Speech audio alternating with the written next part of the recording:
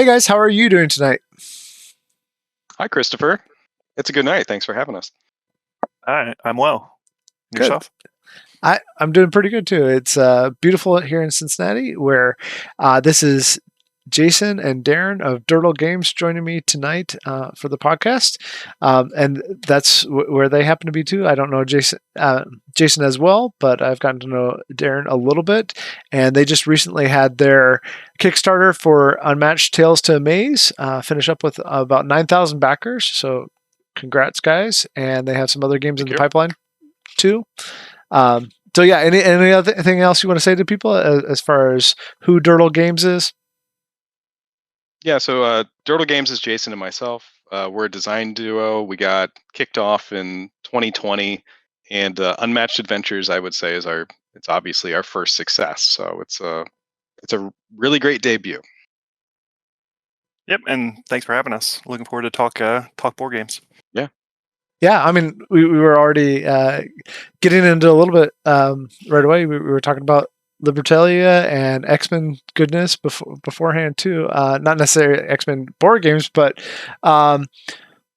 related to all that, what challenges do you two face when you're working together? So 2020, that's not that long in some ways, and forever in other ways. So during COVID, obviously, you got started. What challenges do you two face as you co-design? That is a good question.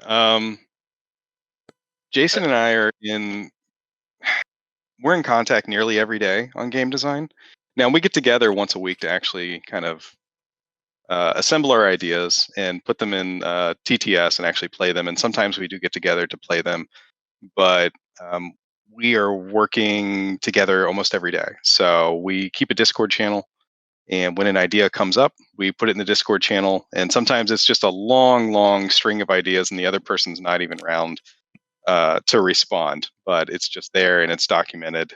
And there's a challenge the other person has to catch up sometimes. Let's be honest, I type a lot, and then Darren will occasionally respond to my rants. Yeah. I think that some of the general challenges we face is that we come at this hobby from different directions. I come from like kind of the traditional like competitive TCG route into gaming and into game design, and Darren is more like traditional board games, and like he loves playing solo games, whereas I love having an opponent. And I think that sometimes we have to make sure that we're both interested in things. So that's a challenge, but I think that we meet in the middle pretty well. Yeah, because you do a lot of the artwork and kind of like some of the initial thoughts sometimes, and then Darren, you do a lot of the playtesting, right? Is that some of the division of the work, or how do you generally divide up the work when it comes to approaching a game? That is some of how it gets split up. We both do playtesting on things. Jason does do the primary art. Jason has coined a term where it's like focal based design, where he's just like, I have an idea for a game, and he'll just draw a picture of what the cover of the box should look like. It's like, let's just make a game where it fits inside this box. So that is where he gets a lot of his inspiration of just like, I want to see this cool thing. How do we make a game fit inside of that? Yeah, I mean, a lot of people will talk theme or mechanics, and then lately it's just some like overall package North Star. Like, is this image something that would drive us to make a thing? Mm-hmm. So we've been trying a little bit of that, but we come at it from whichever direction tickles our fancy. There are plenty of times where we'll catch on a mechanic and then we'll make a prototype from there, or else there's a theme. We're lowly designers, so looking for things that are public domain, and how would we do that? How would we do that mechanic? So we'll come at it from a lot of different directions. Mm-hmm. And I think the biggest thing is because we do work together, like, we'll often pitch ideas back and forth, but it's not until really both of us grab onto it that it really takes fire. Yeah. So if it's just one of us running with it, like it's just one of us running with it. So it's when the other one jumps in and it becomes almost an improv exercise of us yes-anding each other to the next level. And then somebody steps away and they'll come back with like, okay, I made a bunch of icons. How do these work? Or I'll come back and it'd be like, okay, I made a deck of 50 cards and threw a bunch of content in it. Let's see what we can do with this. And that's how a lot of our stuff gets started. Yeah, and we're being a little facetious because in that, like, still primarily you just need to get a prototype to the table. That's still the number one thing. So often I will come with those high level or initial pitches, but that's not always the case. One of the game that we signed that will be out, and we'll talk about it a little bit later, that came from Darren, which is a real simple thought exercise. But otherwise, I'll typically come with some of the higher level ideas and push, and then we both get that first prototype to the table. Sometimes he brings the first prototype, sometimes I do. He's typically much more organized, so when it comes to like, let's make a document and suss this out, these are just a lot of really out there thoughts. Jason, what does this really look like? Then we'll get that first one on the table and start organizing things. And then when it comes to play testing, we both participate. Darren's much better at organizing, and he's certainly better when it comes to division of labor, when it comes to pitching and organizing that way. He's really turned like Durdle Games into a business. So we tend to highlight one another in terms of not necessarily what we lack, but like we'll come together and like I'll get 60% of one task, and vice versa. Yeah. So like Metropolis is public domain now, right? Is yes. that on the radar for you two? Or I think it should be. No. There is a lot moving into public domain, which is interesting. Popeye is hitting the public domain, I think, in 2025. And I'm just dying to see Popeye in a game, particularly Unmatched. I want to see Popeye in Unmatched. I don't have any sway to make that happen, but I hope he gets in there. I think that would be fantastic.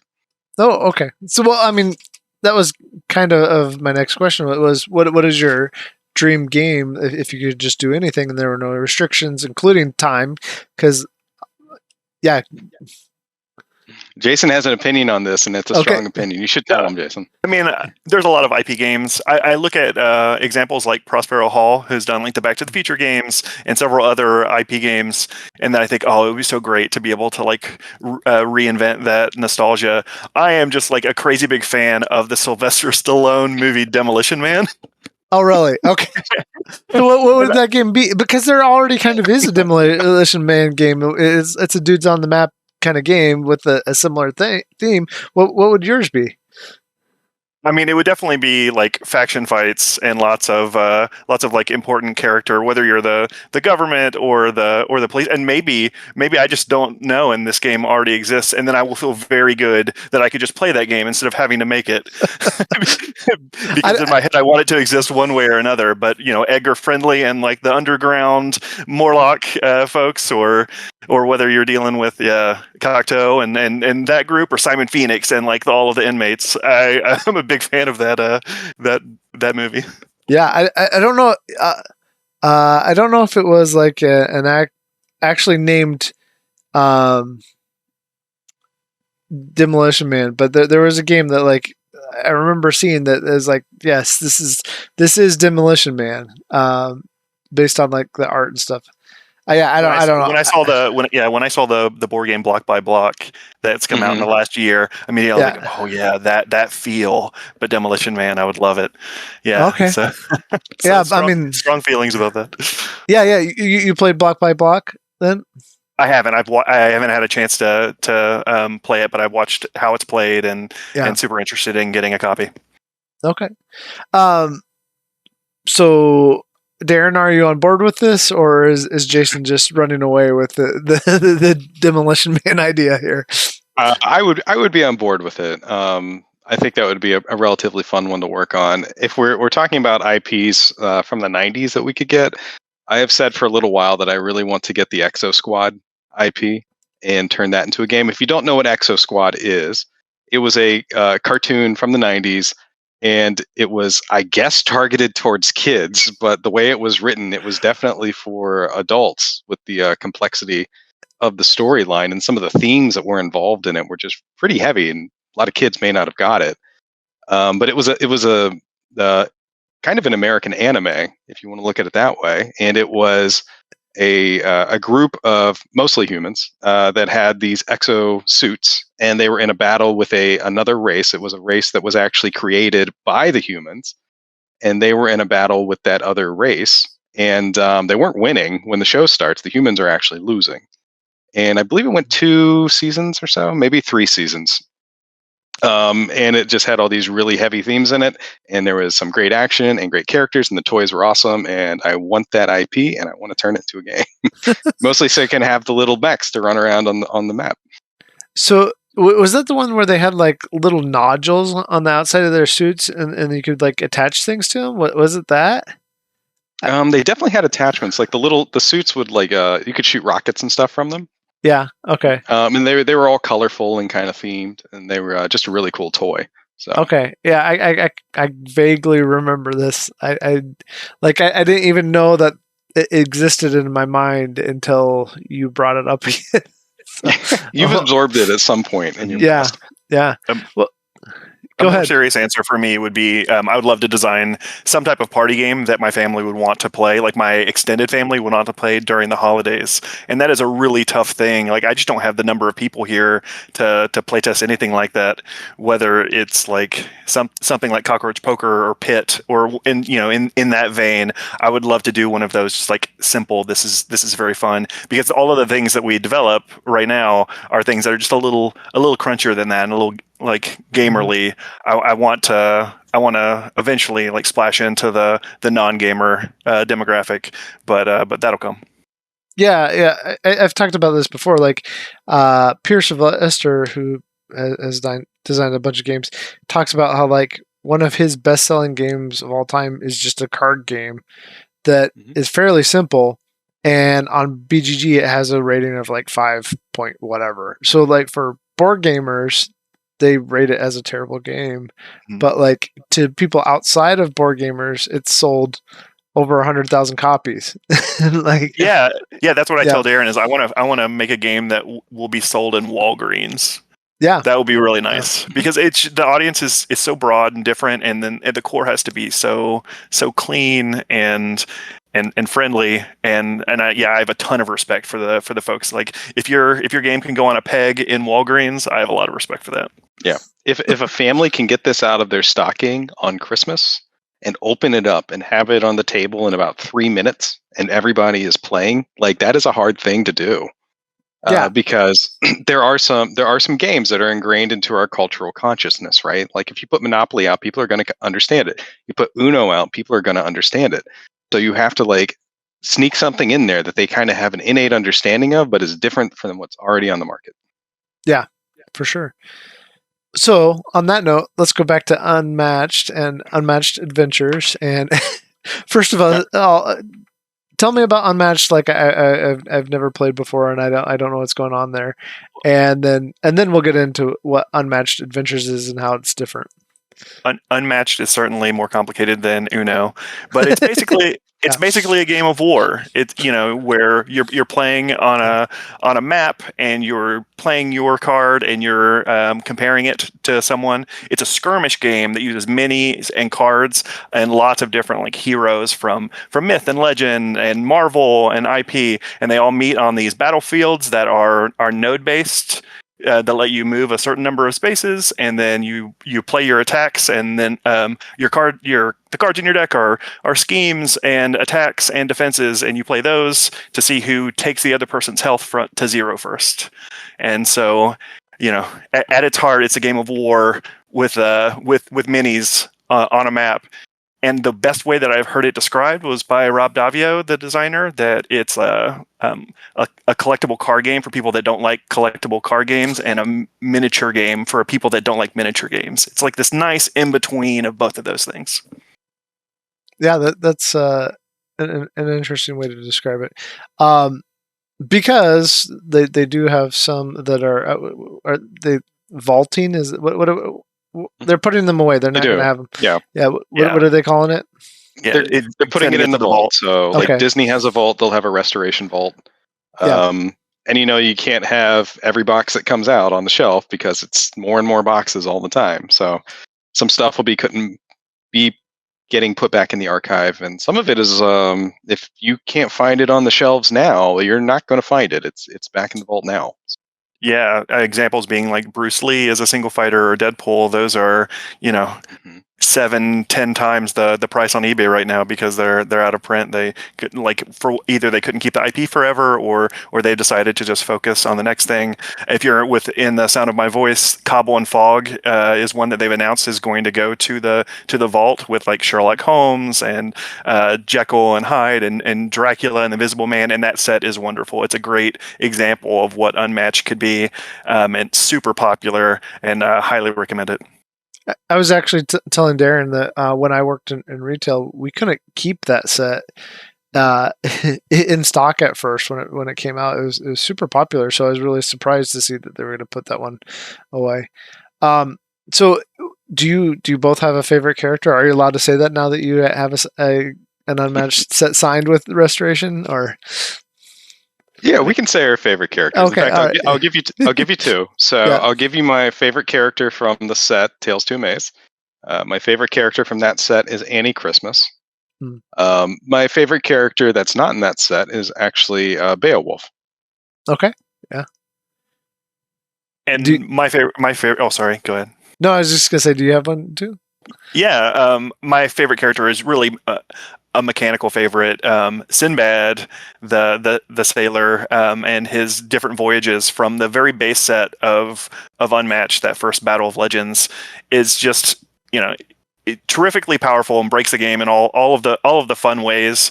And I play a lot of on the competitive side of Unmatched. It's a game that it does allow for competitive play, and it's one that I'm willing to play when others are less apt to play Sinbad. He's very good and very fun and beautifully designed. Cool. Would you recommend Beowulf and Sinbad to new players, or is there a recommendation that you two would have for new players? So for a new player, you want to keep it relatively simple. So there is a kind of an internal scale of Unmatched fighters and their complexity. So if I have someone brand new to the game, I'm going to hand them Bigfoot. Mm-hmm. Bigfoot is a relatively easy power to understand. He's very powerful within the game itself. And so that's going to give them the edge that they need when they don't understand the game. Jason, do you have a baby's first Unmatched fighter that you would hand out? That is terrific. Bigfoot comes from the Bigfoot and Robinhood 2 character set, and the Sherwood Forest and Yukon are the maps there. Those are both terrific maps to own as your first foray into Unmatched. Bigfoot is one of those that is just on the surface very understandable and easy. The attack numbers are large, and you're likely to win, and it also has a bunch of room to grow and play very very smartly. He's for the longest time, in terms of the competitive community, they had a big three of the most powerful fighters, and Bigfoot was one of them. So yeah, I highly recommend. Yeah, and I also think a great way to get an introductory version of Unmatched is to play the digital. It's on Steam, and it's also on phones, and it can be a cheap way in and get a chance to play the fighters that we talked about. Get a chance to play with Beowulf and Bigfoot, and get to play against the AI on there, because I know that I play that on my phone all the time. So you get a little taste of that, and then you transition into the cardboard and eventually into the large co-op system and defeat Mothman. So with your game, though, Unmatched Adventure Tales to Amaze, how is that going to be a different system? How's that going to be a different way of playing other than just co-op? Sure. So a normal box of Unmatched is 2 to 4 fighters, and it's player versus player, right? Head-to-head competition, or maybe you do teams. Tales to Amaze is a box of 4 fighters, but in addition to the 4 fighters, you also have 2 main villains that you'll get to go up against. Now, the 2 villains in this box are Mothman from West Virginia fame, and the Martian Invader. So the little green men and the ray guns and that sort of thing from the 50s. In addition to those 2 main villains, each main villain has a group of sidekicks, basically. They're called minions, and those minions are just according to the player count. So the minions that are included in this game are going to be the Loveland Frogman of Cincinnati fame, the Skunk Ape, the Jersey Devil. The pulp side of things is going to be the Blob, a ant queen, and a giant tarantula. So in this game, you and your friends will pick your heroes, and then on the other side, you'll pick your major villain that you're going up against. And then let's say you're playing with 3 players, you would pick, let's say, Mothman, and then you would add in Loveland Frog, and you would add in the Blob and the Ant Queen, and that's who you're playing against. That's how you scale it up. And they have a very simple targeting and movement system. They have a deck of cards that they play against your deck of cards, and it's all, if you are familiar with Unmatched at all, which you will be, once you get the game, it's going to be really easy to understand how your cards interact with their cards and how that battling happens. It's a very slick system. It's very smooth to run. The turn structure in it is very slick. It's done on an initiative system. So you have a deck of cards that are initiative cards, and they are drawn every round. So you will get a turn in the round, but you don't necessarily know when your turn is going to happen. So you may have the first turn of this round. Next round, you may be in the middle, and the round after that, you may be dead last. And that initiative deck really is an opportunity just to fiddle with your best laid plans, right? So if you're thinking, I need to go over here and I need to save my buddy Tesla from getting beat up on, but you don't get an action until late in the round, Tesla may be in big trouble. So, go ahead, Jason. And the villains also have, they have a thematic track or a threat track, and they really have this special board that makes it different than regular Unmatched. So, for example, with Mothman is going around destroying bridge tokens that are on the actual board, or he's not destroying the bridge tokens, that they're destroying in some mysterious way. And then they show up on the track, and then calamity ensues. And for the reverse side with the Martian invaders, as the Martian research grows and grows, all of their cards gain abilities, while all of these like small little green men are showing up in the different fields that are on the board. So you're going to find a little bit more of theme and objectives from the villain standpoint, similar to games like Horrified, if you've played that. So it's going to be quite a bit different than just the heads up you versus me Unmatched experience. Very cool.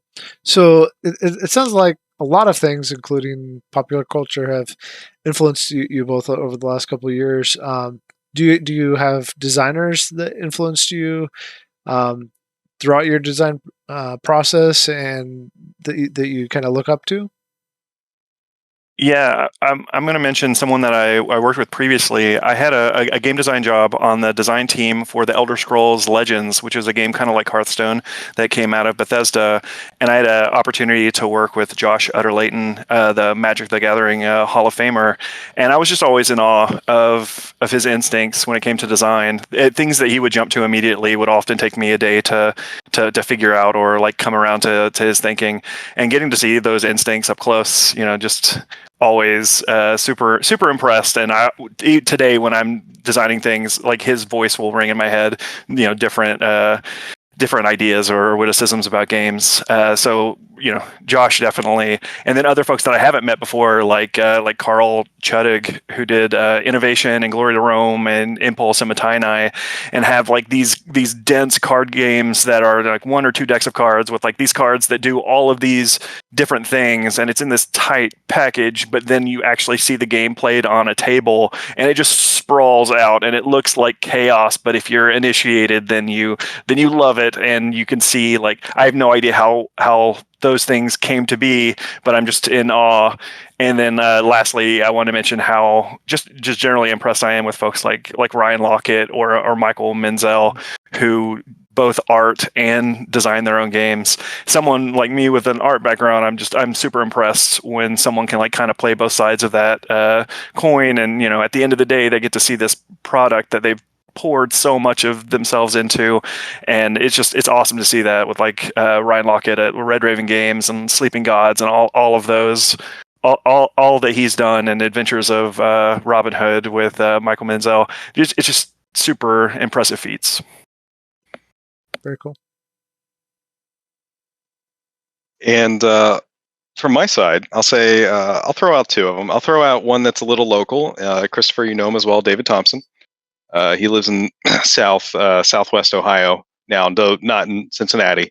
Most people would know him through probably War Chest or the Undaunted series, but however, he makes a lot of other games as well, like Sniper Elite, and he has another new one I can't remember the name of.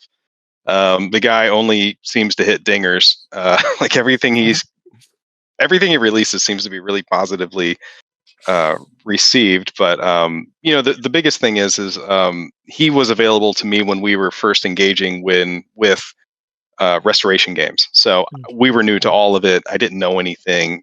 He was willing to answer my questions. He took phone calls with me, and I was able to ask him, how does this all work? Because it's not something you would know unless you can talk to somebody who has been there before. So he's always been very open to that. And if you've ever listened to him talk about design and how he does design, because he works with co-designers as well, more than one, he just has from what he says at least, he just has an unreal work ethic. I don't know how he gets in all the work that he does, but it's very impressive. The second one I'd like to bring up, just because I enjoy his games in general, and I love the way they all kind of vibe together, is Tim Fowers of Fowers Games. Now, Tim has his own little Fowers verse, if we want to put it that way, right? Like he has Burgle Bros 1 and 2. He has Fugitive. He has Getaway Driver. He has Now Boarding. All of these feel like they could be in the same world, right? So he keeps them thematically cohesive, even though the mechanics of the game themselves are quite different. So, and that I find that very cool. Durdle Games, Jason and I, the stuff we put together mechanically is all over the place, and thematically all over the place. Like we have just been chasing whatever appeals to us. I think we have 2 trick-taking games, and one of the trick-taking games is just a distillation of the larger trick-taking game. So we just keep chasing whatever hits our fancy at the time. Yeah. I want to add one other set of designers that I would feel bad if I forgot. The folks at Restoration Games that we've worked with, Rob Davio and Justin Jacobson and Brian Neff and Noah Cohen. Rob, like after we successfully sold the design, we had a few meetings afterwards where he just gave us some like words of wisdom from designers, and he saw us as co-designers that just kind of deer in headlights, and he's like, this, you're entering into this partnership, so you need to make a business. You need to bring some like legal documents into this. And it's like, you guys are friends right now, but and just those type of just like purely honest, like this is how the business works side of it. Being able to speak to us so honestly, super appreciative, but then at the same time getting to see their instincts when it comes to we would send them our designs for this game, and then what they sent back to us was polished and often very different, but always better. And getting to see that and see their decision making was just super impressive. They're great folks over there. That's awesome. So one of the things Darren and I have talked about in the past, though, is simplicity of design and kind of the 3 actions rule. So let's end with this tonight. What's a game that's not one of your designs that uses that? So I'll take one that is almost a granddaddy of gaming at this point. I don't know how much longer it is until it's a granddaddy of gaming, but I'm going to say Ticket to Ride. Ticket to Ride, if for those who have not played it, is a train route building game. It's very accessible, very new gamer friendly, and on your turn you can do one of 3 things. Number 1, you can play trains on the board. So you spend some cards from your hand and you put those trains on a route on the board. Number 2, you can draw cards from the marketplace. Number 3, you can draw a ticket card, which is just a route that you're trying to fulfill. Those are the 3 things that you can do. Now, inside of each of those 3 things, it fleshes out, right? So when you play the route, you're trying to play the right amount of cards to get the route that you want, or maybe you're playing a short route, maybe you're playing a long route. When you draw the cards, maybe you're drawing a face-up card, maybe you're drawing a wild card, in which case that's the only card you can draw. Maybe you're drawing a blind card from the top of the deck. When you get a ticket card, you get to pick up several tickets, and then you get to keep multiples or 1 or however many you decide to keep. So there's more details inside each of those steps. But when you're teaching somebody for the very first time, here's how you play Ticket to Ride, they're going to say, well, what do I do on my turn? You're going to say, well, you can draw some cards, or you can play some trains, or you can get a ticket. probably not going to get the ticket because the game just started. So you're probably going to draw some cards and you're going to play some trains. And that's what you do. And most people, they can grasp that very quickly. Like if you start the game and you tell them you're going to build trains on this board and you're going to try to make long lines of trains and here's your 3 tools you have to do that, they will grasp that very quickly. And that's a very elegant design. And that's why Ticket to Ride has like 50 different versions of it now, is because it's enduring, right? Mm-hmm. Mm-hmm. Yeah. An example that I would bring up is, Splendor. I think it's a great engine building game where there's the gems and the cards that you can buy that will produce gems, and your options are: do you want some gems? Do you want to buy a card, or do you want to reserve a card, which is kind of like their special? And it's so simple. And like it's part of this trend of just kind of making individual turns shorter, but making them happen in sequence, so like quicker, and the rounds may be longer. So I take my turn, my small little nibble, you take your nibble, and we go back and forth. And it does a couple things, like what Darren's talking about with onboarding. It lets people, you just get you're playing within 20 seconds. Like your first turn, there wasn't some huge draft or anything. You're immediately playing the game, but also it keeps your attention. So it's hard to hop on your phone and check check BGG or whatever you check when like your turn is coming up. It's now, let's do it. And deck builders do that really well. I think a great example of that is Ruins of Arnak, who has like 4 actions, but like 3 really important ones. And you basically everything in Ruins of Arnak is just like, I do one thing, go ahead, now it's your turn. And then the next person does it, and it just loops. And it's just wonderful for onboarding and attention, and like get to do these small little things and then look at this macro view. I love that structure of games, and I hope that trend continues. Awesome. Anything else that you two want to share? I really, really appreciate your time. It's been thank you for having us. So stuff we could share. So let me throw this in. So if people want to check out Unmatched Adventures, Tales to Amaze, of course, it's going to be available in stores probably by the end of the summer, early fall. If you want to see it at a convention, stop by the Restoration booth. Jason and I will be there at least some of the time, so we'll be doing demos of the game and just enjoying the success of it, hopefully. If you want to get to know Durdle Games a little more, you can go to durdlegames.com.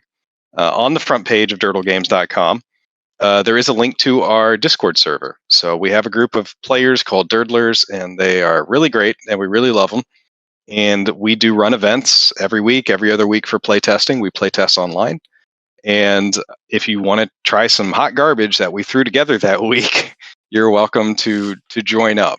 But it's a great group of fellas. Actually, it's not just fellas, but it's a great group of people, and we have a good time testing with them. Yeah, and I would just pitch to the folks listening to this is to give Unmatched a try.